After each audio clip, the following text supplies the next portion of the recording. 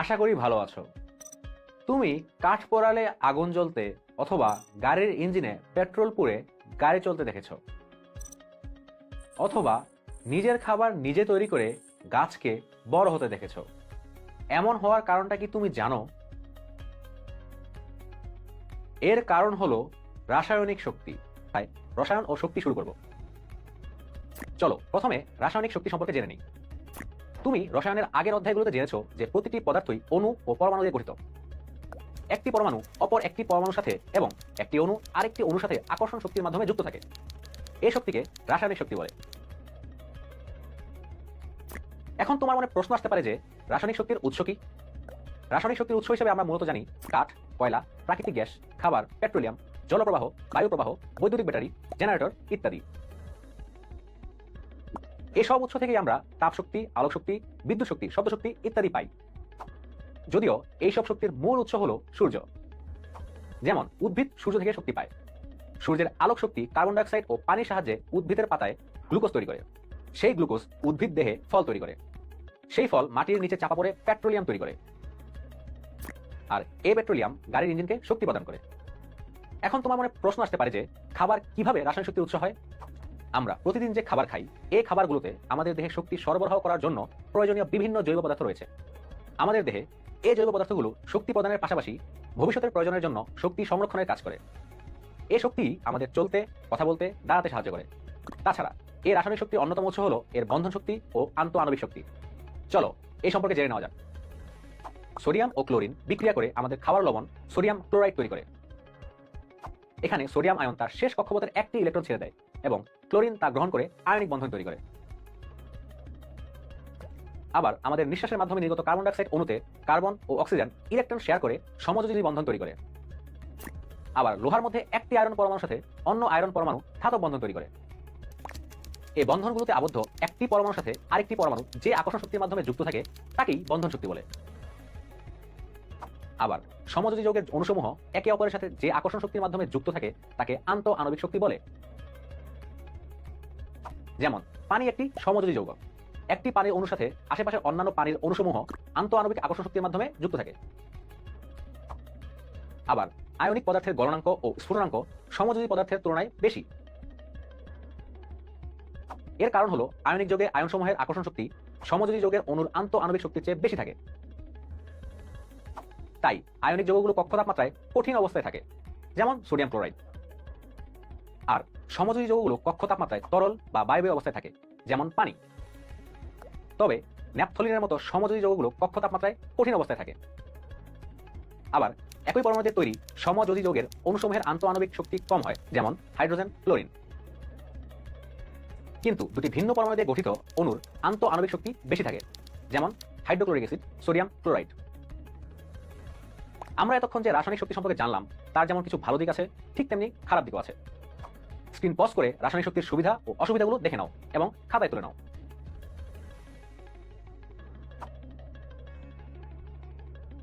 আশা করি তুমি রাসায়নিক শক্তি ও এর উৎস সম্পর্কে ভালোভাবে বুঝতে পেরেছো। আজকের পর্ব তাহলে এ পর্যন্তই। আগামী পর্বে তুমি রাসায়নিক শক্তির রূপান্তর সম্পর্কে বিস্তারিত জানবে। সে পর্যন্ত ভালো থেকো। হ্যালো স্টুডেন্ট, আশা করি ভালো আছো। গত পর্বে তুমি রাসায়নিক শক্তি ও এর উৎস, বন্ধন শক্তি ও আন্তঃআণবিক শক্তি সম্পর্কে জেনেছো। আজকের পর্বে তুমি রাসায়নিক বিক্রিয়ার শক্তির রূপান্তর, শক্তি পরিমাপের একক এবং তাপের পরিবর্তনের ভিত্তিতে রাসায়নিক বিক্রিয়ার শ্রেণী বিভাগ সম্পর্কে জানবে। তুমি নিশ্চয়ই বিভিন্ন উৎসব অনুষ্ঠানে আতশবাজি ফুটতে দেখেছো। তোমার কি কখনো মনে হয়েছে যে কেন আতশবাজি আকাশে ওঠার সময় এত জোরে সাউন্ড করে এবং কিভাবে উপরে ওঠে আলো দেয়? এমনটা হয় শক্তির রূপান্তরের জন্য। তাহলে আজকে চলো রাসায়নিক বিক্রিয়ায় শক্তির রূপান্তর নিয়ে আলোচনার মাধ্যমে শুরু করা যাক। সকল পদার্থের মধ্যে কিছু শক্তি থাকে। কোনো কোনো রাসায়নিক বিক্রিয়ায় বিক্রিয়কের মধ্যে যে শক্তি থাকে তা দিয়ে বিক্রিয়া হয়, অথবা বিক্রিয়া হওয়ার পরে উৎপাদে শক্তি তৈরি হয়। বিক্রিয়া হবার জন্য যে শক্তি দিতে হয় বা বিক্রিয়া হলে যে শক্তি তৈরি হয় তার বিভিন্ন রূপ হতে পারে। অর্থাৎ রাসায়নিক বিক্রিয়ায় রাসায়নিক শক্তি রূপান্তরিত হয়ে তাপ, আলো, বিদ্যুৎ ইত্যাদি বিভিন্ন শক্তিতে পরিণত হয়। আমরা অন্ধকারে যে টর্চ লাইট ব্যবহার করি তা কিভাবে আলো দেয় জানো? খেয়াল করে দেখবে টর্চ লাইটের মধ্যে একটা ব্যাটারি থাকে। এই ব্যাটারিতে রাসায়নিক শক্তি থাকে যা আলোক শক্তিতে রূপান্তরিত হয়, আর তাই টর্চ লাইট থেকে আমরা আলো পাই। আবার ফুয়েল স্টেশনে গাড়িতে জ্বালানি ঢুকানো হয় যার মধ্যে প্রচুর রাসায়নিক শক্তি থাকে।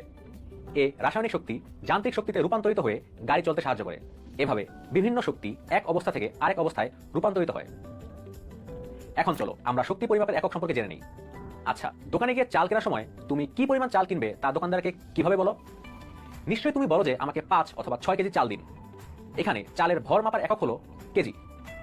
ঠিক তেমনি শক্তির পরিমাপ করার জন্য এমন একক আছে। আগে শক্তি মাপার জন্য ক্যালোরি বা কিলো ক্যালোরি একক ব্যবহার করা হতো। 1 গ্রাম পানির তাপমাত্রা 1 ডিগ্রি সেলসিয়াস বাড়াতে যে পরিমাণ তাপ শক্তি দিতে হয় তাকে 1 ক্যালোরি বলে। কিলো ক্যালোরি ও ক্যালোরির মাঝে সম্পর্ক এমন। এই ক্যালোরি ও কিলো ক্যালোরিকে সংক্ষেপে এভাবে প্রকাশ করা হয়। কিন্তু বর্তমানে শক্তির একক হিসেবে জুল এককে আন্তর্জাতিকভাবে গ্রহণ করা হয়েছে।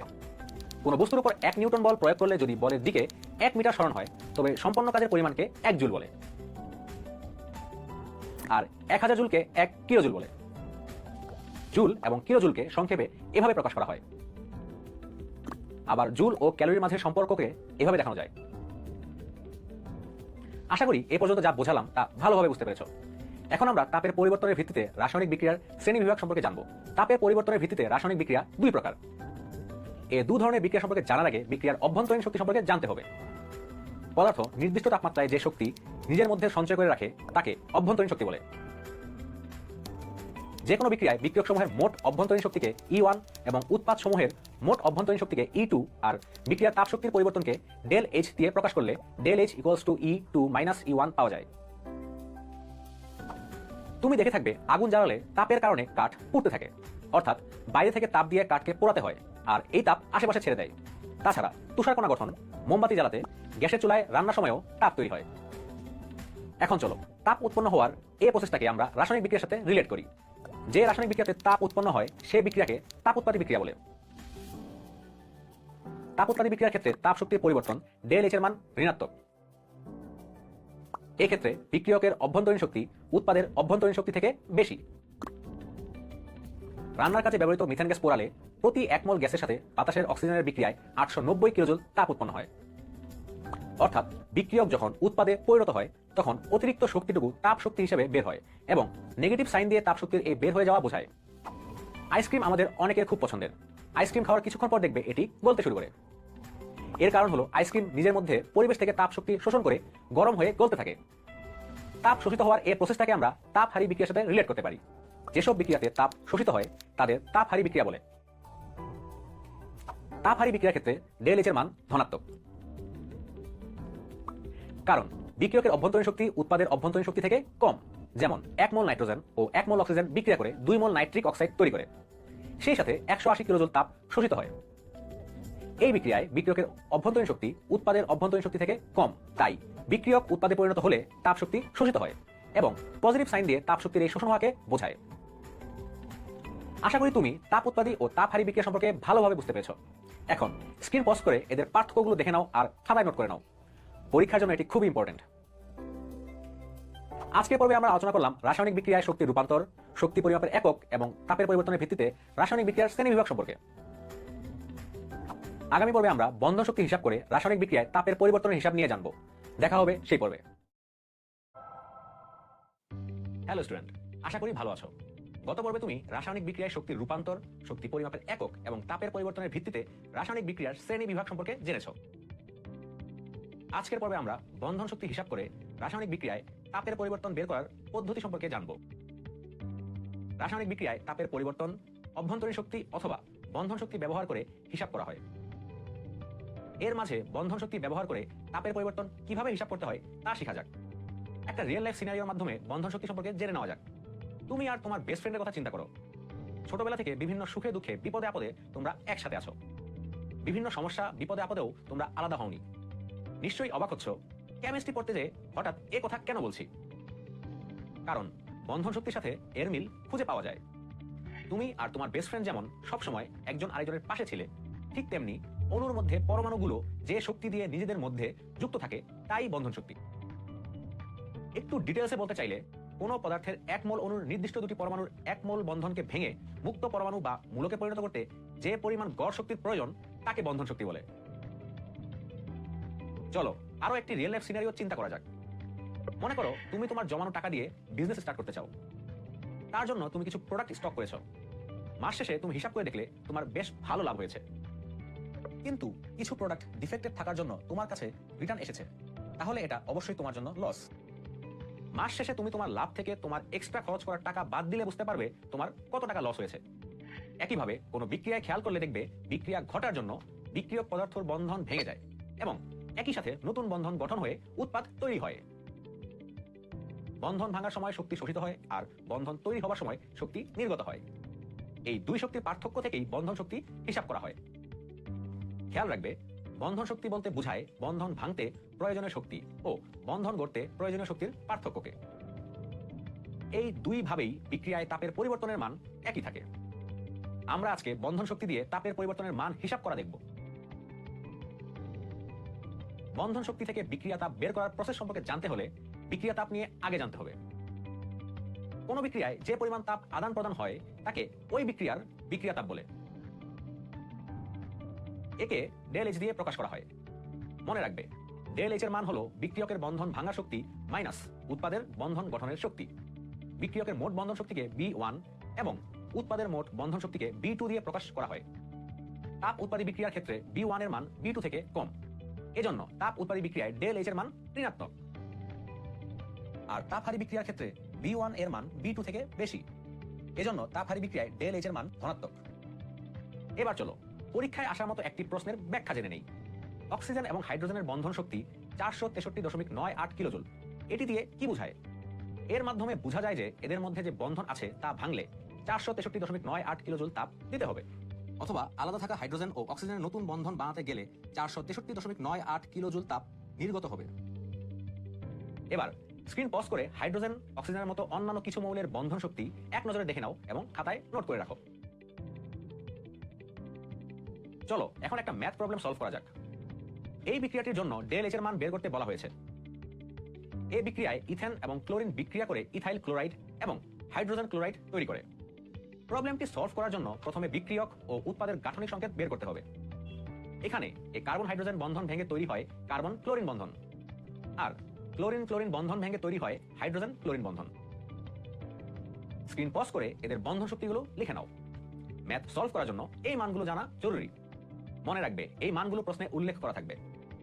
তাহলে খেয়াল করে দেখো, এই বিক্রিয়ায় বন্ধন ভাঙার জন্য প্রয়োজনীয় শক্তি হলো 658 কিলোজুল পার মোল,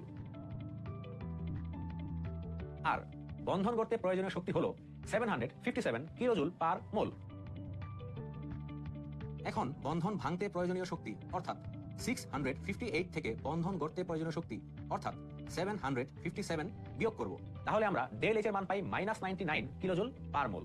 যেহেতু এই বিক্রিয়াটির জন্য ডেল এইচ এর মান নেগেটিভ, তাই এটি একটি তাপ উৎপাদী বিক্রিয়া। আজ তাহলে এই পর্যন্তই। আজকের পর্বে তুমি বন্ধন শক্তি হিসাব করে রাসায়নিক বিক্রিয়ায় তাপের পরিবর্তন হিসাব করার পদ্ধতি সম্পর্কে জানলে। আগামী পর্বে তুমি রাসায়নিক শক্তির বিভিন্ন ব্যবহার সম্পর্কে জানবে। সে পর্যন্ত ভালো থেকো। হ্যালো স্টুডেন্ট, আশা করি ভালো আছো। গত পর্বে তুমি বন্ধন শক্তি দিয়ে তাপের পরিবর্তন রিলেটেড গাণিতিক সমস্যা সম্পর্কে জেনেছো। আজকের পর্বে তুমি রাসায়নিক শক্তির বিভিন্ন ব্যবহার সম্পর্কে জানবে। আচ্ছা, তুমি কি কখনো অন্ধকার রুমে মোম জ্বালিয়েছো? অন্ধকারে মোম জ্বালালে জায়গাটা আলোকিত হয়। আবার খেয়াল করে দেখবে, জ্বলন্ত মোমের কাছে হাত নিলে হাতে গরম লাগে। কখনো কি ভেবেছো এমন কেন হয়? কারণ মোম জ্বালালে তাপ শক্তি উৎপন্ন হয়, তাই আমাদের হাতে গরম লাগে। আর আলোক শক্তি উৎপন্ন হয় বলে অন্ধকারে দেখতে পারি। ব্যাপারটা মজার না? প্রথমে আগুন জ্বালালাম, আলো পেলাম, আবার হাত ছোঁয়ালেই তাপও পাচ্ছি। তোমার মনে নিশ্চয়ই প্রশ্ন আসছে, মোম জ্বালিয়ে এই শক্তিগুলো কিভাবে পাচ্ছি? একটি পদার্থ অপর একটি পদার্থের সাথে যখন বিক্রিয়া করে তখন রাসায়নিক শক্তি তৈরি হয়। এই রাসায়নিক শক্তি বিভিন্ন শক্তিতে রূপান্তরিত হয় এবং সেই রূপান্তরিত শক্তিকে আমরা বিভিন্ন কাজে লাগাই। রাসায়নিক শক্তি তাপ ও আলোর মতো অন্য শক্তিগুলোতেও রূপান্তরিত হয় এবং প্রতিদিনের বিভিন্ন কাজে আমরা এগুলো ব্যবহার করি। আচ্ছা, তুমি কি কখনো টিভির রিমোট খুলে দেখেছো? রিমোট খুলে দেখবে পেন্সিলের মতন চিকন 2-3টি ব্যাটারি থাকে। এদের ড্রাই সেল বা ব্যাটারি বলে। আবার বাস ট্রাকের জন্য এমন ব্যাটারি দেখবে, একে ড্যানিয়েল সেল বলে। ড্রাই সেল এবং ড্যানিয়েল সেল এই দুই জায়গাতেই রাসায়নিক শক্তি থেকে তড়িৎ শক্তি পাওয়া যায়। তোমরা নেক্সট ভিডিওগুলোতে এ সম্পর্কে ডিটেইলসে শিখবে। বিভিন্ন পাওয়ার প্ল্যান্টে কয়লা পুড়িয়ে তাপ শক্তি পাওয়া যায়। গাড়িতে পেট্রোলিয়াম পুড়ে রাসায়নিক শক্তি তাপ শক্তিতে আর তাপ শক্তি যান্ত্রিক শক্তিতে পরিণত হয়, আর তাই গাড়ি চলে। একইভাবে এরোপ্লেন বা জাহাজেও বিভিন্ন ফুয়েল পুড়ে রাসায়নিক শক্তি যান্ত্রিক শক্তিতে রূপান্তরিত হয়। তুমি নিশ্চয়ই কাঠ বা প্রাকৃতিক গ্যাস দিয়ে রান্নার কাজ করতে দেখেছো। আবার কাঠ পোড়ালে যে তাপ পাওয়া যায় সে তাপ ব্যবহার করে ইটের ভাটায় ইট এবং মাটির বিভিন্ন পাত্র তৈরি করা হয়। তাহলে দেখা যাচ্ছে পেট্রোলিয়াম, কাঠ বা প্রাকৃতিক গ্যাস সব ক্ষেত্রেই রাসায়নিক শক্তি থেকে তাপ শক্তি পাওয়া যাচ্ছে। আবার এটাও বুঝতে পারছো যে বিভিন্ন কাজে ব্যবহারের জন্য পেট্রোলিয়াম, প্রাকৃতিক গ্যাস এবং কয়লা খুবই জরুরি। এদের জীবাশ্ম জ্বালানি বলে, কারণ এরা বিলিয়ন বছর ধরে মাটির নিচে ছিল। কিভাবে এসব জ্বালানি মাটির নিচে জমা হয় আর কিভাবে এদের উত্তোলন করা হয় এসব নিয়ে বিস্তারিত জানবো অধ্যায় 11-তে। আগেই জেনেছো যে এসব জীবাশ্ম জ্বালানি পুড়িয়েই আমরা রান্নাবান্না, গাড়ি চালানো ও বিদ্যুৎ উৎপাদনের মতো জরুরি কাজ করে থাকি। এখানেও রাসায়নিক শক্তি তাপ বা বিদ্যুৎ শক্তিতে পরিবর্তিত হচ্ছে। তুমি ইথানল বা ইথাইল অ্যালকোহলের নাম শুনে থাকবে। এটিও এক প্রকার জ্বালানি। একেও জীবাশ্ম জ্বালানির মতো বিভিন্ন ইঞ্জিনে ব্যবহার করা হয়। এখানেও রাসায়নিক শক্তি যান্ত্রিক শক্তিতে রূপান্তরিত হচ্ছে। আমাদের আশেপাশের উদ্ভিদগুলোও কিন্তু রাসায়নিক শক্তিকে অন্য শক্তিতে রূপান্তর করে আমাদের বিভিন্নভাবে হেল্প করে থাকে। কিভাবে? চলো জেনে নেওয়া যাক। উদ্ভিদ মাটি থেকে পানি নিয়ে পাতার ক্লোরোফিল এবং কার্বন ডাই অক্সাইডের সাহায্যে গ্লুকোজ নামক শর্করা এবং অক্সিজেন তৈরি করে। এই প্রক্রিয়ায় অক্সিজেনও উৎপন্ন হয়। এ সময় এই বিক্রিয়াটি হয়। এই প্রসেসকে সালোক সংশ্লেষণ বলে। এই প্রক্রিয়ায় সূর্যের আলো শর্করাতে পরিণত হচ্ছে। শর্করা ছাড়াও উদ্ভিদ ও প্রাণীদেহে নানা উপায়ে প্রোটিন এবং চর্বি জাতীয় পদার্থ তৈরি হয়। এটি রাসায়নিক বিক্রিয়ার মাধ্যমেই হয়। এই খাবার খেয়েই আমরা শক্তি অর্জন করি এবং সারাদিন বিভিন্ন কাজ করি। এখানে রাসায়নিক শক্তি যান্ত্রিক শক্তিতে রূপান্তরিত হয়। বিভিন্ন কাজে আমরা জ্বালানি পোড়ালে কার্বন মনোক্সাইড উৎপন্ন হয়, যা একটি বিষাক্ত গ্যাস। আবার প্রকৃতিতে প্রাপ্ত জ্বালানিগুলো অবিশুদ্ধ থাকে। এগুলোতে এই মৌলগুলো বিভিন্নভাবে থাকে। এসব জ্বালানি পোড়ালে এসব মৌলের অক্সাইডও বাতাসে চলে আসে এবং বৃষ্টির পানির সাথে মিশে অ্যাসিড তৈরি করে। এই অ্যাসিড বৃষ্টির পানির সাথে মিশে মাটিতে পড়ে। একে অ্যাসিড বৃষ্টি বলে। অ্যাসিড বৃষ্টির সময় ঘটা বিক্রিয়াগুলো এখানে দেখে নাও। অ্যাসিড বৃষ্টির জন্য গাছপালা মরে যায় এবং পরিবেশের অনেক ক্ষতি হয়। নদীর পানি বিষাক্ত হয়ে মাছ সহ অন্যান্য জলজ প্রাণী মারা যায়। অ্যাসিড বৃষ্টি বা অন্য কোনো বিষাক্ত গ্যাস যেন উৎপন্ন না হতে পারে, তাই বিশুদ্ধ জ্বালানি ব্যবহারে আমাদের সচেষ্ট হতে হবে। এতক্ষণে বুঝে গিয়েছো শক্তি পাওয়ার জন্য আমাদের জ্বালানি পোড়াতেই হচ্ছে। এভাবেই বিভিন্ন কাজের জন্য কার্বন ডাই অক্সাইড তৈরি করা হচ্ছে। কার্বন ডাই অক্সাইড ভারী গ্যাস বলে বায়ুমণ্ডলেই থেকে যায়। এই কার্বন ডাই অক্সাইড প্রচুর তাপ ধারণ করতে পারে এবং এর পরিমাণ বাড়তেই থাকে বলে পৃথিবীর তাপমাত্রা বেড়ে যায়। এভাবে তাপমাত্রা বেড়ে যাওয়াকে গ্লোবাল ওয়ার্মিং বলে। এই ঘটনাকে গ্রিন হাউস এফেক্ট বলা হয়। আর এর জন্য দায়ী গ্যাসগুলোকে গ্রিন হাউস গ্যাস বলে। শুধু এই কার্বন ডাই অক্সাইড না, যানবাহনের ধোঁয়া, মিথেন গ্যাসও কিন্তু বাতাসে জমা হতে থাকে। তুমি জেনে থাকবে ওজোন লেয়ার পৃথিবীকে অনেক ক্ষতিকারক জিনিস থেকে রক্ষা করে। গ্রিনহাউস গ্যাস আর অন্যান্য গ্যাস জমা হওয়ার কারণে এই লেয়ারের ক্ষতি হয় এবং ক্ষতিকর আল্ট্রাভায়োলেট রশ্মি সহ অনেক ক্ষতিকারক জিনিস বাতাসের সাথে মিশে যায়। আর এর ফলে এই সমস্যাগুলো দেখা যায়। আজকের পর্বে তুমি রাসায়নিক শক্তির বিভিন্ন ব্যবহার সম্পর্কে জানলে। আগামী পর্বে তুমি তড়িতের সাহায্যে রাসায়নিক প্রক্রিয়া সম্পর্কে বিস্তারিত জানবে। দেখা হবে সেই পর্বে।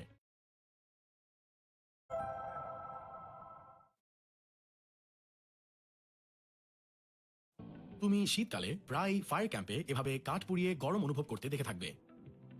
অলরেডি জেনেছো এভাবে রাসায়নিক শক্তি থেকে তাপ শক্তি পাওয়া যায়। আবার তাপ শক্তিকে বিদ্যুৎ শক্তিতে রূপান্তর করা গেলেও রাসায়নিক শক্তি থেকে ডিরেক্ট বিদ্যুৎ শক্তি পেতে চাইলে কি করা যায়, চলো এ সম্পর্কে আজ জেনে নেওয়া যাক। গত পর্বে আমরা আলোচনা করেছি রাসায়নিক শক্তির ব্যবহার সম্পর্কে। আজকের পর্বে আমরা তড়িতের সাহায্যে রাসায়নিক প্রক্রিয়া সম্পর্কে শিখব। বিজ্ঞানী গ্যালভানি ও ভোল্টা প্রথম জারণ বিজারণ বিক্রিয়ার মাধ্যমে রাসায়নিক শক্তি থেকে ডিরেক্ট বিদ্যুৎ শক্তিতে রূপান্তরিত করতে পেরেছিলেন। আর তাদের আবিষ্কারের মাধ্যমেই আমরা ব্যাটারি পেয়েছি, যা আমরা বিভিন্ন জায়গায় ব্যবহার করি। এসব ব্যাটারির ভিতরে তড়িৎ রাসায়নিক বিক্রিয়া হয়। যেসব কোষে তড়িৎ রাসায়নিক বিক্রিয়া হয় তাদের তড়িৎ রাসায়নিক কোষ বলে। তড়িৎ রাসায়নিক কোষ দুই প্রকার। এখন চলো তড়িৎ বিশ্লেষ্য কোষ সম্পর্কে বিস্তারিত জেনে নেই। তড়িৎ রাসায়নিক কোষের সাহায্যে রাসায়নিক বিক্রিয়া করে রাসায়নিক শক্তিকে সরাসরি বিদ্যুৎ শক্তিতে রূপান্তর করা যায়। বিদ্যুৎ শক্তি ব্যবহার করে রাসায়নিক কোষের মাধ্যমে রাসায়নিক বিক্রিয়া করার প্রক্রিয়াকে তড়িৎ বিশ্লেষণ বলা হয়। আর যে কোষের মাধ্যমে এই বিশ্লেষণ করা হয় তাকেই তড়িৎ বিশ্লেষ্য কোষ বলে। এখন তোমার মনে প্রশ্ন আসতে পারে, তড়িৎ বিশ্লেষ্য কোষ ও তড়িৎ রাসায়নিক কোষ একই কিনা? একটি তড়িৎ রাসায়নিক কোষ তড়িৎদ্বার ও তড়িৎ বিশ্লেষ্য দ্রবণ নিয়ে গঠিত। তড়িৎ রাসায়নিক কোষে একই বা দুইটি ভিন্ন দ্রবণে দুইটি ধাতব বা গ্রাফাইট দণ্ড আংশিকভাবে ডুবানো থাকে। তারপর দণ্ড দুটিকে একটি ধাতব তার দিয়ে সরাসরি বা ব্যাটারির মাধ্যমে সংযোগ দেওয়া হয়। এদের তড়িৎদ্বার বা ইলেকট্রোড বলা হয়। তড়িৎদ্বার হলো বিদ্যুৎ পরিবাহী পদার্থ। বিদ্যুৎ পরিবহনের কৌশলের উপর নির্ভর করে বিদ্যুৎ পরিবাহীকে এই দুই ভাগে ভাগ করা যায়। তড়িৎদ্বারে ইলেকট্রনের মাধ্যমে বিদ্যুৎ পরিবাহিত হয় বলে এটিকে ইলেকট্রনীয় পরিবাহী বলা হয়। আর বিদ্যুৎ পরিবাহিতে আয়নের মাধ্যমে বিদ্যুৎ পরিবাহিত হয়ে থাকে। তড়িৎদ্বারে ইলেকট্রনের মাধ্যমে বিদ্যুৎ পরিবাহিত হয় বলে এটিকে ইলেকট্রনীয় পরিবাহী বলা হয়। তড়িৎ রাসায়নিক কোষ গঠনে এই দুটি তড়িৎদ্বার প্রয়োজন। অ্যানোড তড়িৎদ্বারে জারণ বিক্রিয়া হয়, অর্থাৎ এটি ইলেকট্রন ছেড়ে দিয়ে ধনাত্মক আয়নে পরিণত হয়, যার ফলে এটি ঋণাত্মক আয়নকে আকর্ষণ করে। অন্যদিকে ক্যাথোড তড়িৎদ্বারে বিজারণ বিক্রিয়া হয়, অর্থাৎ ইলেকট্রন গ্রহণ করে ঋণাত্মক আয়নে পরিণত হয়, যার ফলে এটি ধনাত্মক আয়ন আকর্ষণ করে। মনে রাখবে, গ্যালভানিক কোষে অ্যানোড ও ক্যাথোড তড়িৎদ্বার গঠনের পদ্ধতি তড়িৎ বিশ্লেষ্য কোষ থেকে আলাদা, যা নিয়ে আমরা পরে আলোচনা করব। যেসব পদার্থ শুধুমাত্র গলিত অবস্থায় বিদ্যুৎ পরিবহন করার সময়ই পদার্থের রাসায়নিক পরিবর্তন ঘটায় তাদেরকে তড়িৎ বিশ্লেষ্য দ্রবণ বলে। চলো এবার গলিত সোডিয়াম ক্লোরাইডের তড়িৎ বিশ্লেষণের কৌশল দেখে পুরো ব্যাপারটা ক্লিয়ার হয়ে নেওয়া যাক। প্রথমে একটি পাত্রে গলিত সোডিয়াম ক্লোরাইড নেওয়া হয়। গলিত সোডিয়াম ক্লোরাইডের মধ্যে সোডিয়াম আয়ন ও ক্লোরাইড আয়ন থাকে, যা দ্রবণে চলাচল করতে পারে। গলিত সোডিয়াম ক্লোরাইডের মধ্যে দুটি গ্রাফাইট দণ্ড অর্থাৎ তড়িৎদ্বার প্রবেশ করানো হয়। এই দণ্ড দুটির একটিকে ব্যাটারির ধনাত্মক প্রান্ত এবং অপরটিকে ব্যাটারির ঋণাত্মক প্রান্তের সাথে যুক্ত করা হয়। ব্যাটারির ধনাত্মক প্রান্তের সাথে যুক্ত থাকে অ্যানোড, যা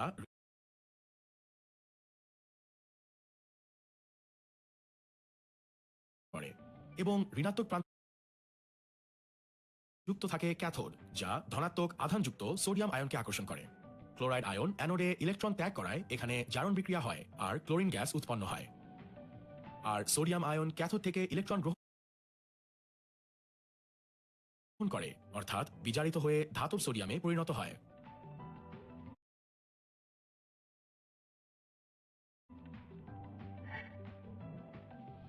ক্লোরিন গ্যাসকে একটি টেস্ট টিউবে নিয়ে এর মুখে নীল লিটমাস পেপার ধরলে তা লাল রং হয়ে যাবে, কারণ ক্লোরিন পানির সাথে বিক্রিয়া করে অ্যাসিড উৎপন্ন করে, তাই নীল লিটমাস লাল লিটমাসে পরিণত হয়। গাঢ় সোডিয়াম ক্লোরাইডের দ্রবণে সোডিয়াম ক্লোরাইড আয়নিত হয়ে সোডিয়াম ও ক্লোরিন আয়ন উৎপন্ন হয়। গলিত সোডিয়াম ক্লোরাইডের মতো পানির অণুও সামান্য পরিমাণে আয়ন তৈরি করে। বিদ্যুৎ প্রবাহের সময় সোডিয়াম ও হাইড্রোজেন আয়ন একই সাথে ক্যাথোডের দিকে যাবে, তাই ক্যাথোডে হাইড্রোজেন আয়ন একটি ইলেকট্রন গ্রহণ করে হাইড্রোজেন পরমাণুতে পরিণত হয়। শেষে হাইড্রোজেন অণু পাওয়া যায়। অ্যানোডে একই সাথে ক্লোরাইড ও হাইড্রক্সাইড আয়ন যায়। দ্রবণে ক্লোরাইড আয়নের ঘনমাত্রা হাইড্রক্সাইড আয়নের ঘনমাত্রার চেয়ে অনেক বেশি বলে হাইড্রক্সাইড আয়নের চেয়ে ক্লোরাইড আয়ন আগে ইলেকট্রন ত্যাগ করে। এভাবেই অ্যানোডে ক্লোরিন অণু উৎপন্ন হয়। আর পাত্রে থেকে যাওয়া সোডিয়াম ও হাইড্রক্সিল আয়ন একসাথে মিলে গিয়ে সোডিয়াম হাইড্রক্সাইড উৎপন্ন করে। এভাবে কোনো দ্রবণে একের অধিক ক্যাটায়ন ও অ্যানায়ন থাকলে কোন ক্যাটায়ন বা অ্যানায়ন আগে চার্জ মুক্ত হবে তা এই তিনটি বিষয়ের উপর নির্ভরশীল। তড়িৎ বিশ্লেষণের সময় কোনো দ্রবণে একের অধিক ক্যাটায়ন ও অ্যানায়ন থাকলে কোন ক্যাটায়ন বা অ্যানায়ন আগে চার্জ মুক্ত হবে তার উপর ভিত্তি করে ক্যাটায়ন সমূহকে একটি ছকে সাজানো হয়েছে, যাকে ধাতুর সক্রিয়তা সিরিজ বা ধাতুর তড়িৎ রাসায়নিক সারি বলে। এই সারির যে কোনো দুটি মৌলের মধ্যে যে ধাতুটি উপরে অবস্থিত সেই ধাতুটি অধিক সক্রিয়, অর্থাৎ সেই ধাতুটি দ্রুত বিক্রিয়া করে। আবার এই সারির যে কোনো দুটি মৌলের আয়নের মধ্যে যে আয়নটি নিচে অবস্থিত সেটি আগে বিজারিত হবে। যেমন সোডিয়াম এবং হাইড্রোজেনের মধ্যে হাইড্রোজেন সারি নিচে অবস্থিত, তাই হাইড্রোজেন আগে বিজারিত হবে। আবার একইভাবে অ্যানায়ন সমূহকেও একটি ছকে সাজানো হয়েছে। তাহলে বুঝতেই পারছো ক্লোরাইড এবং হাইড্রক্সিল আয়নের মধ্যে কেন হাইড্রক্সিল আয়ন আগে ইলেকট্রন ত্যাগ করে চার্জ মুক্ত হয়ে জারিত হবে। স্ক্রিন থেকে এবার তড়িৎ বিশ্লেষ্য কোষ ও তড়িৎ রাসায়নিক কোষের মধ্যে পার্থক্য দেখে নাও। তাহলে আজকের পর্বে তুমি তড়িতের সাহায্যে রাসায়নিক প্রক্রিয়া সম্পর্কে জেনেছো। আগামী পর্বে তুমি বিশুদ্ধ পানির তড়িৎ বিশ্লেষণ সম্পর্কে জানবে। সে পর্যন্ত ভালো থেকো। হ্যালো স্টুডেন্ট, আশা করি ভালো আছো। গত পর্বে তুমি তড়িতের সাহায্যে রাসায়নিক প্রক্রিয়া সম্পর্কে বিস্তারিত জেনেছো। আজকের পর্বে তুমি জানবে বিশুদ্ধ পানির তড়িৎ বিশ্লেষণ সম্পর্কে। আচ্ছা, তুমি যে পানি পান করো সেখানে খালি চোখে কোনো জীবাণু দেখতে পাও? না, দেখতে পাও না। কিন্তু নোংরা পানিতে ঠিকই জীবাণু থাকে। জীবাণু সহ পানিকে দূষিত পানি আর জীবাণু ছাড়া পানিকে বিশুদ্ধ পানি বলে। অর্থাৎ পরিষ্কার জীবাণুমুক্ত গন্ধহীন পানি হলো বিশুদ্ধ পানি। অনেক সময়ই বিভিন্ন সায়েন্স ফেয়ারে ময়লা পানি বিশুদ্ধ করার প্রসেস নিয়ে প্রজেক্ট দেখেছো। পানি বিশুদ্ধ করার এই প্রসেসটি কিন্তু ইন্টারেস্টিং।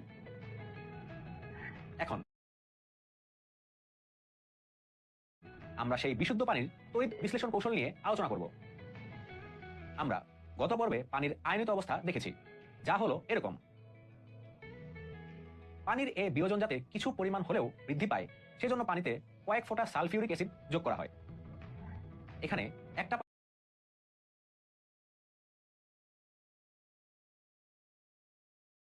এবং কয়েক ফোঁটা সালফিউরিক অ্যাসিড মিশানো হয়। এরপর পাত্রে অ্যানোড ও ক্যাথোড বসানো হয়।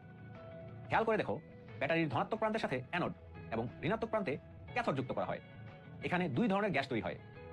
অ্যানোডের ফাঁকা জায়গায় অক্সিজেন গ্যাস এবং ক্যাথোডে তৈরি হয় হাইড্রোজেন গ্যাস। খেয়াল করে দেখো, অক্সিজেনের আয়তন থেকে হাইড্রোজেনের আয়তন প্রায় দ্বিগুণ।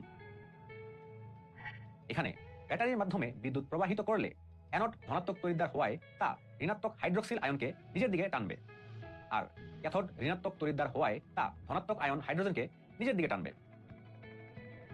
তোমার মনে প্রশ্ন আসতে পারে, যেহেতু দ্রবণে পানির পাশাপাশি সালফিউরিক অ্যাসিড থাকে, সেক্ষেত্রে এখানে সালফিউরিক অ্যাসিডের ভূমিকা কি? এই দ্রবণে সালফিউরিক অ্যাসিড ভেঙে হাইড্রোজেন আয়ন ও সালফেট আয়ন এবং পানি ভেঙে হাইড্রোজেন ও হাইড্রক্সিল আয়ন তৈরি হয়। তাহলে খেয়াল করে দেখো, এখানে দুই ধরনের ঋণাত্মক আয়ন রয়েছে, সালফেট ও হাইড্রক্সিল আয়ন। তোমার মনে প্রশ্ন আসতে পারে, কেন ঋণাত্মক আয়নকে অ্যানোড নিজের দিকে আকৃষ্ট করবে? হাইড্রক্সিল আয়ন প্রথমে অ্যানোডের দিকে যাবে। এর কারণ হলো সক্রিয়তা ক্রম অনুসারে হাইড্রক্সিল আয়নের অবস্থান সালফেট আয়নের নিচে, যা অ্যানোডে গিয়ে ইলেকট্রন ছেড়ে দিবে এবং চার্জ মুক্ত হবে। ক্যাটায়নের দিকে খেয়াল করে দেখো, এখানে দু ক্ষেত্রেই ক্যাটায়ন হলো হাইড্রোজেন আয়ন, তাই এখানে সক্রিয়তার কোনো ব্যাপার নেই। তুমি নিশ্চয়ই জানো, অ্যানোডে জারণ বিক্রিয়া হয়। হাইড্রক্সিল আয়ন আগে অ্যানোডে যেয়ে ইলেকট্রন ত্যাগ করে OH তৈরি হয়, যা আনস্টেবল হওয়ায় দুটি OH একসাথে পানি ও জায়মান অক্সিজেন তৈরি হয়। উৎপন্ন অক্সিজেন পরমাণু অস্থিতিশীল হওয়ায় দুটি অক্সিজেন পরমাণু মিলে অক্সিজেন অণু তৈরি করে। তাহলে অ্যানোড তড়িৎদ্বারে বিক্রিয়াটি আমরা এভাবে লিখতে পারি: এ ছেড়ে দেওয়া ইলেকট্রন ক্যাথোডে থাকা হাইড্রোজেন আয়ন গ্রহণ করবে, হাইড্রোজেন আয়ন ইলেকট্রন গ্রহণ করে হাইড্রোজেন পরমাণু তৈরি করবে, যা একসাথে মিলে হাইড্রোজেন অণু তৈরি করবে। তাহলে ক্যাথোড তড়িৎদ্বারে বিক্রিয়াটি আমরা এভাবে লিখতে পারি। তোমার মনে প্রশ্ন আসতে পারে, কেন দ্রবণে সালফিউরিক অ্যাসিড ব্যবহার করা হয়? মূলত দ্রবণের বিদ্যুৎ পরিবাহিতা বাড়ানোর জন্য সালফিউরিক অ্যাসিড ব্যবহার করা হয়। সালফিউরিক অ্যাসিড পানিতে দ্রবীভূত হয় আর পানিতে হাইড্রোজেন আয়ন দান করে। সালফিউরিক অ্যাসিডের জলীয় দ্রবণ বিদ্যুৎ পরিবহন করে। আশা করি এ পর্যন্ত যা বুঝালাম তা ভালোভাবে বুঝতে পেরেছো। এখন চলো তড়িৎ বিশ্লেষণের ব্যবহার নিয়ে জানা যাক। বর্তমান বিশ্বে প্রচুর পরিমাণ শিল্প কারখানা তৈরি হচ্ছে, যেখানে তড়িৎ বিশ্লেষণের ব্যবহার অনেক। স্ক্রিন পজ করে তড়িৎ বিশ্লেষণের কিছু ব্যবহার দেখে নাও আর খাতায় নোট করে নাও। ক্ষার বা মৃৎক্ষার ধাতুসমূহ তড়িৎ বিশ্লেষণ পদ্ধতিতে নিষ্কাশন করা হয়। পর্যায় সারণীর গ্রুপ 1 এবং 2 এ এদের অবস্থান। সাধারণত গ্রুপ 1 এবং 2 এর সকল ধাতুর যৌগের দ্রবণে তড়িৎদ্বার ব্যবহার করে বিদ্যুৎ প্রবাহ চালনা করলে ক্যাথোডে ধাতু উৎপন্ন হয়। যেমন গলিত বিশুদ্ধ অ্যালুমিনিয়াম অক্সাইডের তড়িৎ বিশ্লেষণে ক্যাথোডে অ্যালুমিনিয়াম ও অ্যানোডে অক্সিজেন গ্যাস উৎপন্ন হয়। ধাতু বিশুদ্ধকরণও তড়িৎ বিশ্লেষণের একটি প্রয়োগ। আকরিক থেকে ধাতু নিষ্কাশনের পরে এতে প্রচুর পরিমাণ ভেজাল দ্রব্য মিশ্রিত থাকে।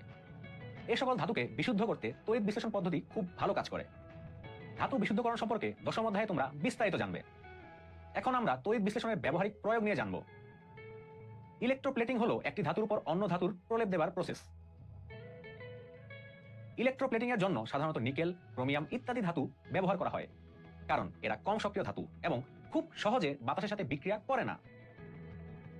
ধাতুর উজ্জ্বলতা বাড়ানোর জন্য অথবা ধাতুর ক্ষয়রোধ করতে ইলেকট্রোপ্লেটিং পদ্ধতি ব্যবহার করা হয়। লোহায় জলীয় বাষ্প এবং বাতাসের সংস্পর্শে এলে মরিচা ধরে এবং ক্ষয়প্রাপ্ত হয়। লোহার উপর নিকেল, ক্রোমিয়াম ও সিলভার ধাতুর প্রলেপ দেওয়ার ফলে তা বাতাস ও জলীয় বাষ্পের সংস্পর্শে আসতে পারে না এবং মরিচাও পড়ে না। চলো এখন লোহার তৈরি চামচের উপর প্রলেপ দেওয়ার কৌশল নিয়ে আলোচনা করি। এজন্য একটি কাঁচ পাত্রে সিলভার নাইট্রেট নেওয়া হয়। এখানে সিলভার ধাতু ব্যাটারির ধনাত্মক প্রান্তের সাথে যুক্ত করে অ্যানোড হিসেবে ব্যবহার করা হয়। যে জিনিসের উপর প্রলেপ দিতে হবে, অর্থাৎ চামচকে ব্যাটারির ঋণাত্মক প্রান্তের সাথে যুক্ত করে ক্যাথোড তড়িৎদ্বার হিসেবে ব্যবহার করা হয়।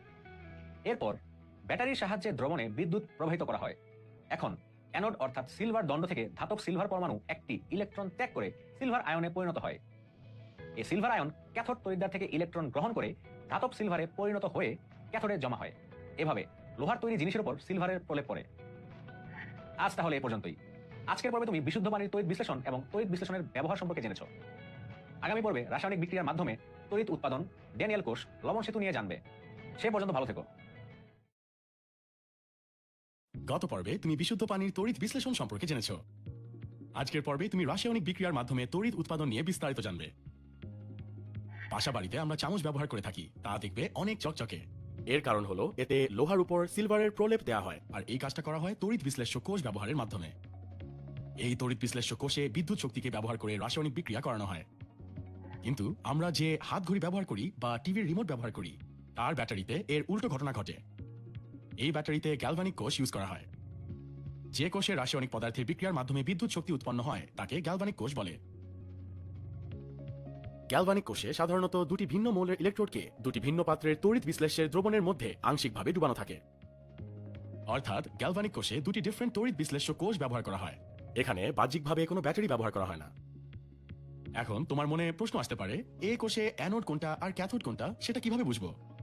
যে কোনো দুটি মৌল দিয়ে গ্যালভানিক কোষ বানানো যেতে পারে, কিন্তু এদের মধ্যে একটি বেশি সক্রিয় এবং একটি কম সক্রিয় হবে। ধাতুর মধ্যে কোনটি বেশি সক্রিয় আর কোনটি কম সক্রিয় তা জানা যায় ধাতুর সক্রিয়তা সিরিজের মাধ্যমে।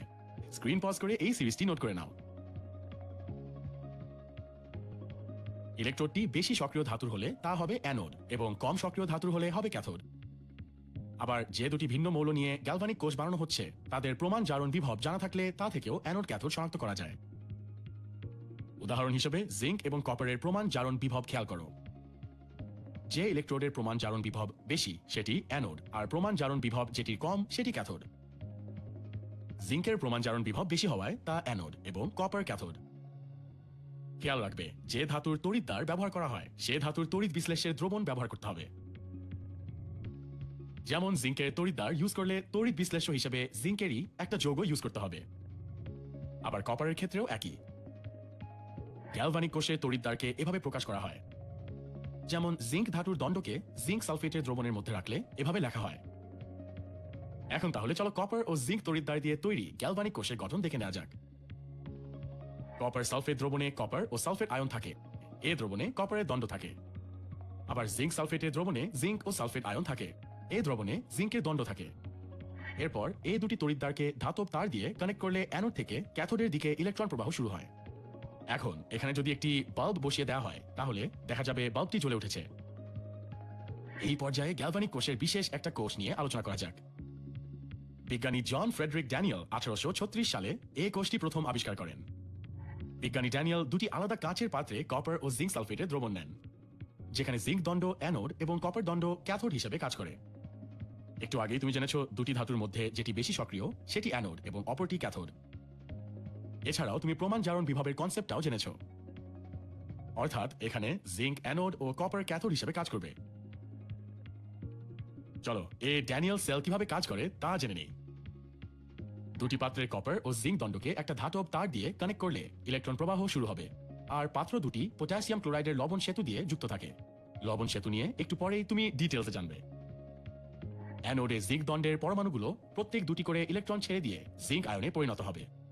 এখন জিঙ্ক আয়ন দ্রবণে চলে আসবে এবং জিঙ্ক দণ্ড ক্ষয় হতে থাকবে। জিঙ্ক দণ্ডের ত্যাগ করা ইলেকট্রন ধাতব তার দিয়ে কপার দণ্ডে চলে যায়, আর এই ইলেকট্রন কপার আয়ন গ্রহণ করে কপার ধাতুতে পরিণত হবে। তাহলে ক্যাথোডের বিক্রিয়াটি হয় এমন। আর ইলেকট্রন গ্রহণ করে কপার ধনাত্মক তড়িৎদ্বারে পরিণত হয়। তাহলে নিশ্চয়ই তুমি বুঝতে পারছো যে এখানে অর্ধেক বিক্রিয়া অ্যানোডে এবং বাকি অর্ধেক বিক্রিয়া ক্যাথোডে হচ্ছে। এর একটা স্পেশাল নাম হলো জারণ বিজারণ অর্ধ বিক্রিয়া। যেহেতু অ্যানোডে জারণ হয় তাই অ্যানোডের বিক্রিয়াকে জারণ অর্ধ বিক্রিয়া বলে, আর ক্যাথোডে বিজারণ হয় তাই ক্যাথোডের বিক্রিয়াকে বিজারণ অর্ধ বিক্রিয়া বলে। আর অ্যানোড ও ক্যাথোড মিলিয়ে কোষ বিক্রিয়া হয় এমন। তাহলে পুরো কোষ বিক্রিয়াকে আমরা জারণ বিজারণ বিক্রিয়া বলতে পারি। এভাবেই গ্যালভানিক কোষে রাসায়নিক শক্তি বিদ্যুৎ শক্তিতে রূপান্তরিত হয়, যা তড়িৎ বিশ্লেষণ কোষের ঠিক উল্টো ঘটনা। স্ক্রিন পজ করে তড়িৎ বিশ্লেষ্য কোষ ও গ্যালভানিক কোষের পার্থক্য দেখে নাও। গ্যালভানিক কোষে লবণ সেতু দেখে তোমার মনে নিশ্চয়ই প্রশ্ন এসেছিল, এটি কি? গ্রামে গঞ্জে অনেক জায়গায় নদীর এক পার থেকে অপর পারে যাওয়ার জন্য সেতু ব্যবহার করা হয়। ঠিক তেমনি গ্যালভানিক কোষে বিদ্যুৎ প্রবাহ বজায় রাখার জন্য একটি ইউ শেপের নলে পটাশিয়াম ক্লোরাইড লবণ দিয়ে দুটি কোষের মধ্যে সংযোগ দেওয়া হয়। একেই লবণ সেতু বলে। খেয়াল করে দেখো, তুমি একটু আগেই জেনেছো যে গ্যালভানিক কোষের অ্যানোড অর্থাৎ জিঙ্ক দণ্ড ইলেকট্রন ত্যাগ করে দ্রবণে চলে যায়। তাহলে এভাবে একসময় জিঙ্ক সালফেটের দ্রবণে জিঙ্কের পরিমাণ বেড়ে যাবে, আর জিঙ্কের ছেড়ে দেওয়া ইলেকট্রন কপার দণ্ড গ্রহণ করে কপার ধাতু হিসেবে দণ্ডের গায়ে জমতে থাকে। এভাবে একসময় কপার সালফেটের দ্রবণে সালফেট আয়নের পরিমাণ বেড়ে যাবে, আর এভাবে চলতে থাকলে দেখা যাবে একসময় বিদ্যুৎ প্রবাহ বন্ধ হয়ে যাবে। তাই দুটি কোষের মধ্যে বিদ্যুৎ প্রবাহ সচল রাখার জন্য লবণ সেতুতে পটাশিয়াম ক্লোরাইড লবণের দ্রবণ দেওয়া হয়। এখন তোমার মনে প্রশ্ন আসতে পারে যে কিভাবে লবণ সেতু দুটি দ্রবণের মধ্যে ব্যালেন্স করে বিদ্যুৎ প্রবাহ সচল রাখে। লবণ সেতুতে পটাশিয়াম ক্লোরাইড দ্রবণে পটাশিয়াম ও ক্লোরাইড আয়ন দ্রবীভূত থাকে। অ্যানোডের দ্রবণে যতগুলো ধনাত্মক চার্জ বেশি হয়, লবণ সেতু থেকে ততগুলো ক্লোরাইড আয়ন অ্যানোড দ্রবণে চলে আসে। আবার ক্যাথোডের দ্রবণে যতগুলো ধনাত্মক চার্জ কমে যায়, লবণ সেতু থেকে ততগুলো পটাশিয়াম আয়ন ক্যাথোড দ্রবণে চলে আসে। এভাবে লবণ সেতু আধান নিরপেক্ষতা বজায় রাখে, যা তড়িৎ প্রবাহ সচল রাখে। তাহলে আজকের পর্বে তুমি গ্যালভানিক বা ভোল্টাইক কোষ নিয়ে বিস্তারিত জানলে। আগামী পর্বে আমরা শুষ্ক কোষ ও পরিবেশের উপর ব্যাটারির প্রভাব নিয়ে আলোচনা করব। গত পর্বে তুমি বিশুদ্ধ পানির তড়িৎ বিশ্লেষণ সম্পর্কে জেনেছ। আজকের পর্বে তুমি রাসায়নিক বিক্রিয়ার মাধ্যমে তড়িৎ উৎপাদন নিয়ে বিস্তারিত জানবে। বাসা বাড়িতে আমরা চামচ ব্যবহার করে থাকি, তা দেখবে অনেক চকচকে। এর কারণ হলো এতে লোহার উপর সিলভারের প্রলেপ দেওয়া হয়, আর এই কাজটা করা হয় তড়িৎ বিশ্লেষ্য কোষ ব্যবহারের মাধ্যমে। এই তড়িৎ বিশ্লেষ্য কোষে বিদ্যুৎ শক্তিকে ব্যবহার করে রাসায়নিক বিক্রিয়া করানো হয়। কিন্তু আমরা যে হাত ঘড়ি ব্যবহার করি বা টিভির রিমোট ব্যবহার করি, তার ব্যাটারিতে এর উল্টো ঘটনা ঘটে। এই ব্যাটারিতে গ্যালভানিক কোষ ইউজ করা হয়। যে কোষে রাসায়নিক পদার্থের বিক্রিয়ার মাধ্যমে বিদ্যুৎ শক্তি উৎপন্ন হয় তাকে গ্যালভানিক কোষ বলে। গ্যালভানিক কোষে সাধারণত দুটি ভিন্ন মৌলের ইলেকট্রোডকে দুটি ভিন্ন পাত্রের তড়িৎ বিশ্লেষ্যের দ্রবণের মধ্যে আংশিকভাবে ডুবানো থাকে। অর্থাৎ গ্যালভানিক কোষে দুটি ডিফারেন্ট তড়িৎ বিশ্লেষ্য কোষ ব্যবহার করা হয়। এখানে বাহ্যিকভাবে কোনো ব্যাটারি ব্যবহার করা হয় না। এখন তোমার মনে প্রশ্ন আসতে পারে, এ কোষে অ্যানোড কোনটা আর ক্যাথোড কোনটা সেটা কিভাবে বুঝবো? যে কোনো দুটি মৌল দিয়ে গ্যালভানিক কোষ বানানো যেতে পারে, কিন্তু এদের মধ্যে একটি বেশি সক্রিয় এবং একটি কম সক্রিয় হবে। ধাতুর মধ্যে কোনটি বেশি সক্রিয় আর কোনটি কম সক্রিয় তা জানা যায় ধাতুর সক্রিয়তা সিরিজের মাধ্যমে। স্ক্রিন পজ করে এই সিরিজটি নোট করে নাও। ইলেকট্রোডটি বেশি সক্রিয় ধাতুর হলে তা হবে অ্যানোড এবং কম সক্রিয় ধাতুর হলে হবে ক্যাথোড। আবার যে দুটি ভিন্ন মৌল নিয়ে গ্যালভানিক কোষ বানানো হচ্ছে তাদের প্রমাণ জারণ বিভব জানা থাকলে তা থেকেও অ্যানোড ক্যাথোড শনাক্ত করা যায়। উদাহরণ হিসেবে জিঙ্ক এবং কপারের প্রমাণ জারণ বিভব খেয়াল করো। যে ইলেকট্রোডের প্রমাণ জারণ বিভব বেশি সেটি অ্যানোড, আর প্রমাণ জারণ বিভব যেটি কম সেটি ক্যাথোড। জিঙ্কের প্রমাণ জারণ বিভব বেশি হওয়ায় তা অ্যানোড এবং কপার ক্যাথোড। খেয়াল রাখবে, যে ধাতুর তড়িৎদ্বার ব্যবহার করা হয় সে ধাতুর তড়িৎ বিশ্লেষ্যের দ্রবণ ব্যবহার করতে হবে। যেমন জিঙ্কের তড়িৎদ্বার ইউজ করলে তড়িৎ বিশ্লেষ্য হিসেবে জিঙ্কেরই একটা যৌগ ইউজ করতে হবে। আবার কপারের ক্ষেত্রেও একই। গ্যালভানিক কোষের তড়িৎদ্বারকে এভাবে প্রকাশ করা হয়, যেমন জিঙ্ক ধাতুর দণ্ডকে জিঙ্ক সালফেটের দ্রবণের মধ্যে রাখলে এভাবে লেখা হয়। এখন তাহলে চলো কপার ও জিঙ্ক তড়িৎদ্বার দিয়ে তৈরি গ্যালভানিক কোষের গঠন দেখে নেওয়া যাক। কপার সালফেট দ্রবণে কপার ও সালফেট আয়ন থাকে, এ দ্রবণে কপারের দণ্ড থাকে। আবার জিঙ্ক সালফেটের দ্রবণে জিঙ্ক ও সালফেট আয়ন থাকে, এ দ্রবণে জিঙ্কের দণ্ড থাকে। এরপর এই দুটি তড়িৎদ্বারকে ধাতব তার দিয়ে কানেক্ট করলে অ্যানোড থেকে ক্যাথোডের দিকে ইলেকট্রন প্রবাহ শুরু হয়। এখন এখানে যদি একটি বাল্ব বসিয়ে দেওয়া হয় তাহলে দেখা যাবে বাল্বটি জ্বলে উঠেছে। এই পর্যায়ে গ্যালভানিক কোষের বিশেষ একটা কোষ নিয়ে আলোচনা করা যাক। বিজ্ঞানী জন ফ্রেডরিক ড্যানিয়েল 1836 সালে এই কোষটি প্রথম আবিষ্কার করেন। বিজ্ঞানী ড্যানিয়েল দুটি আলাদা কাঁচের পাত্রে কপার ও জিঙ্ক সালফেটের দ্রবণ নেন, যেখানে জিঙ্ক দণ্ড অ্যানোড এবং কপার দণ্ড ক্যাথোড হিসেবে কাজ করে। একটু আগেই তুমি জেনেছো দুটি ধাতুর মধ্যে যেটি বেশি সক্রিয় সেটি অ্যানোড এবং অপরটি ক্যাথোড। এছাড়াও তুমি প্রমাণ জারণ বিভবের কনসেপ্টটাও জেনেছো, অর্থাৎ এখানে জিঙ্ক অ্যানোড ও কপার ক্যাথোড হিসেবে কাজ করবে। চলো এই ড্যানিয়েল সেল কিভাবে কাজ করে তা জেনে নেই। দুটি পাত্রের কপার ও জিঙ্ক দণ্ডকে একটা ধাতব তার দিয়ে কানেক্ট করলে ইলেকট্রন প্রবাহ শুরু হবে, আর পাত্র দুটি পটাশিয়াম ক্লোরাইডের লবণ সেতু দিয়ে যুক্ত থাকে। লবণ সেতু নিয়ে একটু পরেই তুমি ডিটেলসে জানবে। অ্যানোডে জিঙ্ক দণ্ডের পরমাণুগুলো প্রত্যেক দুটি করে ইলেকট্রন ছেড়ে দিয়ে জিঙ্ক আয়নে পরিণত হবে। এখন জিঙ্ক আয়ন দ্রবণে চলে আসবে এবং জিঙ্ক দণ্ড ক্ষয় হতে থাকবে। জিঙ্ক দণ্ডের ত্যাগ করা ইলেকট্রন ধাতব তার দিয়ে কপার দণ্ডে চলে যায়, আর এই ইলেকট্রন কপার আয়ন গ্রহণ করে কপার ধাতুতে পরিণত হবে। তাহলে ক্যাথোডের বিক্রিয়াটি হয় এমন, আর ইলেকট্রন গ্রহণ করে কপার ধনাত্মক তড়িৎদ্বারে পরিণত হয়। তাহলে নিশ্চয়ই তুমি বুঝতে পারছো যে এখানে অর্ধেক বিক্রিয়া অ্যানোডে এবং বাকি অর্ধেক বিক্রিয়া ক্যাথোডে হচ্ছে। এর একটা স্পেশাল নাম হলো জারণ বিজারণ অর্ধ বিক্রিয়া। যেহেতু অ্যানোডে জারণ হয় তাই অ্যানোডের বিক্রিয়াকে জারণ অর্ধ বিক্রিয়া বলে, আর ক্যাথোডে বিজারণ হয় তাই ক্যাথোডের বিক্রিয়াকে বিজারণ অর্ধ বিক্রিয়া বলে। আর অ্যানোড ও ক্যাথোড মিলিয়ে কোষ বিক্রিয়া হয় এমন। তাহলে পুরো কোষ বিক্রিয়াকে আমরা জারণ বিজারণ বিক্রিয়া বলতে পারি। এভাবেই গ্যালভানিক কোষে রাসায়নিক শক্তি বিদ্যুৎ শক্তিতে রূপান্তরিত হয়, যা তড়িৎ বিশ্লেষণ কোষের ঠিক উল্টো ঘটনা। স্ক্রিন পজ করে তড়িৎ বিশ্লেষ্য কোষ ও গ্যালভানিক কোষের পার্থক্য দেখে নাও। গ্যালভানিক কোষে লবণ সেতু দেখে তোমার মনে নিশ্চয়ই প্রশ্ন এসেছিল, এটি কি? গ্রামে গঞ্জে অনেক জায়গায় নদীর এক পার থেকে অপর পারে যাওয়ার জন্য সেতু ব্যবহার করা হয়। ঠিক তেমনি গ্যালভানিক কোষে বিদ্যুৎ প্রবাহ বজায় রাখার জন্য একটি ইউ শেপের নলে পটাশিয়াম ক্লোরাইড লবণ দিয়ে দুটি কোষের মধ্যে সংযোগ দেওয়া হয়। একেই লবণ সেতু বলে। খেয়াল করে দেখো, তুমি একটু আগেই জেনেছো যে গ্যালভানিক কোষের অ্যানোড অর্থাৎ জিঙ্ক দণ্ড ইলেকট্রন ত্যাগ করে দ্রবণে চলে যায়। তাহলে এভাবে একসময় জিঙ্ক সালফেটের দ্রবণে জিঙ্কের পরিমাণ বেড়ে যাবে, আর জিঙ্কের ছেড়ে দেওয়া ইলেকট্রন কপার দণ্ড গ্রহণ করে কপার ধাতু হিসেবে দণ্ডের গায়ে জমতে থাকে। এভাবে একসময় কপার সালফেটের দ্রবণে সালফেট আয়নের পরিমাণ বেড়ে যাবে, আর এভাবে চলতে থাকলে দেখা যাবে একসময় বিদ্যুৎ প্রবাহ বন্ধ হয়ে যাবে। তাই দুটি কোষের মধ্যে বিদ্যুৎ প্রবাহ সচল রাখার জন্য লবণ সেতুতে পটাশিয়াম ক্লোরাইড লবণের দ্রবণ দেওয়া হয়। এখন তোমার মনে প্রশ্ন আসতে পারে যে কিভাবে লবণ সেতু দুটি দ্রবণের মধ্যে ব্যালেন্স করে বিদ্যুৎ প্রবাহ সচল রাখে। লবণ সেতুতে পটাশিয়াম ক্লোরাইড দ্রবণে পটাশিয়াম ও ক্লোরাইড আয়ন দ্রবীভূত থাকে। অ্যানোডের দ্রবণে যতগুলো ধনাত্মক চার্জ বেশি হয়, লবণ সেতু থেকে ততগুলো ক্লোরাইড আয়ন অ্যানোড দ্রবণে চলে আসে। আবার ক্যাথোডের দ্রবণে যতগুলো ধনাত্মক চার্জ কমে যায়, লবণ সেতু থেকে ততগুলো পটাশিয়াম আয়ন ক্যাথোড দ্রবণে চলে আসে। এভাবে লবণ সেতু আধান নিরপেক্ষতা বজায় রাখে, যা তড়িৎ প্রবাহ সচল রাখে। তাহলে আজকের পর্বে তুমি গ্যালভানিক বা ভোল্টাইক কোষ নিয়ে বিস্তারিত জানলে। আগামী পর্বে আমরা শুষ্ক কোষ ও পরিবেশের উপর ব্যাটারির প্রভাব নিয়ে আলোচনা করব। সে পর্যন্ত ভালো থেকো।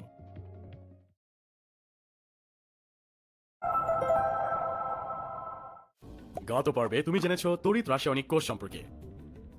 আজকের পর্বে তুমি জানবে কিভাবে নিউক্লিয়ার বিক্রিয়া হয় ও বিদ্যুৎ শক্তি উৎপাদন করা হয় সেই সম্পর্কে।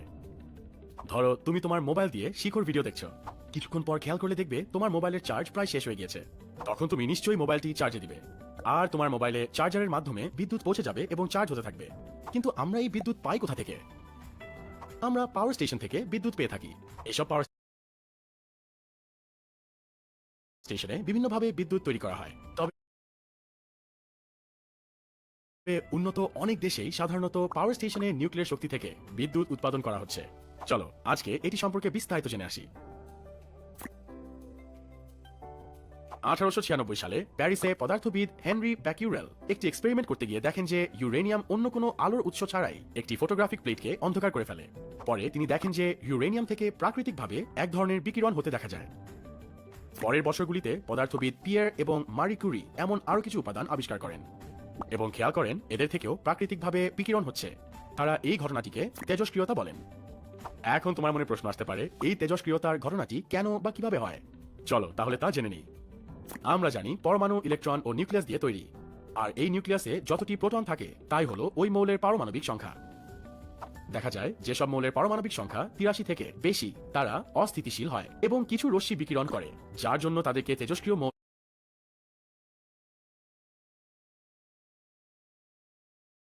এবং তাদের এই বৈশিষ্ট্যকে তেজস্ক্রিয়তা বলে। এই সব তেজস্ক্রিয় মৌলের নিউক্লিয়াস কিছু রশ্মি বিকিরণ করতে থাকে, যার ফলে এটি একটি নতুন মৌল তৈরি হয়। এই ধরনের বিক্রিয়াকেই বলা হয় নিউক্লিয়ার বিক্রিয়া। চলো একটি উদাহরণ দেখে বুঝে নেই। ইউরেনিয়ামের ভর সংখ্যা 238। এটি আলফা রশ্মি বিকিরণ করে 234 ভর সংখ্যার থোরিয়ামে পরিণত হয়। এখানে একটি বড় নিউক্লিয়াস একটি ছোট নিউক্লিয়াসে পরিণত হয়েছে, তাই এটি একটা নিউক্লিয়ার বিক্রিয়া। আবার কিছু ক্ষেত্রে ছোট ছোট নিউক্লিয়াস মিলে একটি বড় 234 ভর সংখ্যার থোরিয়ামে পরিণত হয়। এখানে একটি বড় নিউক্লিয়াস একটি ছোট নিউক্লিয়াসে পরিণত হয়েছে, তাই এটি একটা নিউক্লিয়ার বিক্রিয়া। আবার কিছু ক্ষেত্রে ছোট ছোট নিউক্লিয়াস মিলে একটি বড় নিউক্লিয়াসে পরিণত হয়। এটিও একটি নিউক্লিয়ার বিক্রিয়া। তাহলে আমরা বলতে পারি যে কোনো ধরনের নিউক্লিয়াসের বিক্রিয়াই হলো নিউক্লিয়ার বিক্রিয়া। বিভিন্ন রকমের নিউক্লিয়ার বিক্রিয়া আছে, তবে এদের মধ্যে নিউক্লিয়ার ফিশন বিক্রিয়া ও নিউক্লিয়ার ফিউশন বিক্রিয়া অন্যতম। 1938 সালে দুই জার্মান রসায়নবিদ হ্যান এবং স্ট্রাসম্যান নিউক্লিয়ার ফিশন বিক্রিয়া আবিষ্কার করেন। নিউক্লিয়ার ফিশন বিক্রিয়ায় একটি নিউট্রন দিয়ে ইউরেনিয়াম নিউক্লিয়াসকে আঘাত করলে নিউক্লিয়াস দুই টুকরা হয়ে যায় এবং শক্তি নির্গত করে। অর্থাৎ যে নিউক্লিয়ার প্রক্রিয়ায় কোনো বড় এবং ভারী মৌলের নিউক্লিয়াস ভেঙে ছোট ছোট মৌলের নিউক্লিয়াসে পরিণত হয় তাকে নিউক্লিয়ার ফিশন বিক্রিয়া বলে। এর সাথে নিউট্রন আর প্রচুর পরিমাণে শক্তি উৎপন্ন হয়। নিউক্লিয়ার ফিশন বিক্রিয়ার ঠিক বিপরীত হলো নিউক্লিয়ার ফিউশন বিক্রিয়া। যখন দুইটি ছোট মৌলের নিউক্লিয়াস মিলে অন্য একটি বড় মৌলের নিউক্লিয়াসে পরিণত হয় তাকে নিউক্লিয়ার ফিউশন বিক্রিয়া বলে। যেমন দুটি হাইড্রোজেনের নিউক্লিয়াস হাইড্রোজেন 1 এবং হাইড্রোজেন 2 দুটি একসাথে হয়ে হিলিয়াম তৈরি করে। এ সময় প্রচুর শক্তি উৎপন্ন হয়। তাহলে আমরা বলতে পারি যে নিউক্লিয়ার বিক্রিয়ায় ছোট ছোট নিউক্লিয়াস একত্র হয়ে বড় নিউক্লিয়াস গঠন করে তাকে নিউক্লিয় ফিউশন বিক্রিয়া বলে। কোনটি ফিশন ও কোনটি ফিউশন বিক্রিয়া মিলিয়ে ফেলছো না তো? শব্দ দুইটি খেয়াল করো। দেখবে ফিশন শব্দটার ভিতরে রস্য উ যোগ করে ফিউশন পাওয়া যায়। রস্য উ যোগ করায় ফিউশন পাওয়া যায়, তার মানে একাধিক নিউক্লিয়াস মিলে বড় নিউক্লিয়াস হওয়ার বিক্রিয়া। আর ফিশনে এর উল্টো হয়, অর্থাৎ এই বিক্রিয়ায় বড় নিউক্লিয়াস ভেঙে ছোট ছোট নিউক্লিয়াস পাওয়া যায়। নিউক্লিয় ফিশনের সাহায্যে বিদ্যুৎ তৈরি করা হয়, আর নিউক্লিয় ফিউশন বিক্রিয়া হয় সূর্যে। নিউক্লিয়ার ফিশন বিক্রিয়ার সাথে নিউক্লিয়ার চেইন বিক্রিয়া জড়িত। প্যারিসে ফ্রেডরিক জোলিয়ট কিউরি আবিষ্কার করেন যে ইউরেনিয়ামের পারমাণবিক বিভাজনের সময় 3টি নিউট্রন নির্গত হয়, যার ফলে ধারাবাহিক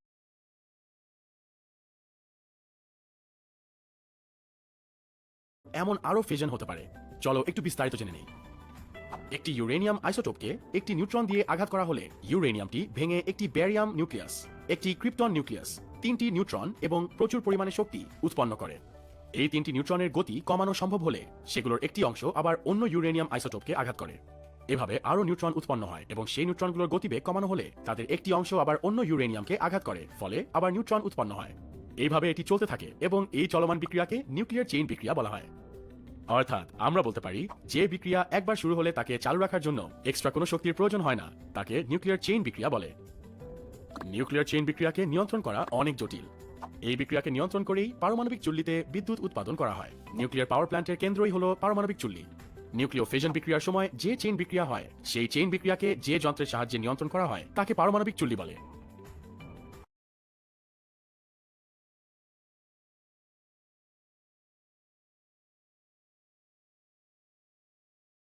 পারমাণবিক চুল্লির ভিতরে ফিশন বিক্রিয়ার ফলে যে সব ছোট ছোট মৌল তৈরি হয় সেগুলো উচ্চ গতিসম্পন্ন হয়। এই উচ্চ গতিসম্পন্ন ক্ষুদ্র মৌলগুলো চুল্লির ভিতরে একে অন্যের সাথে এবং দেয়ালে প্রচন্ড জোরে আঘাত করে ও প্রচুর তাপশক্তি উৎপন্ন করে।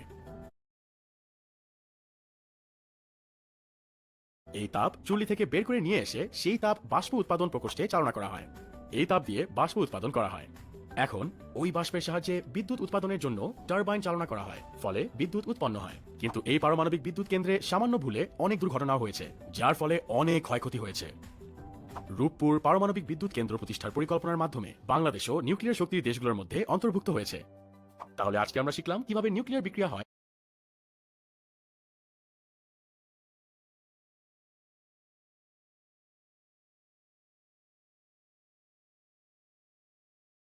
ও বিদ্যুৎ শক্তি উৎপাদন করা হয়।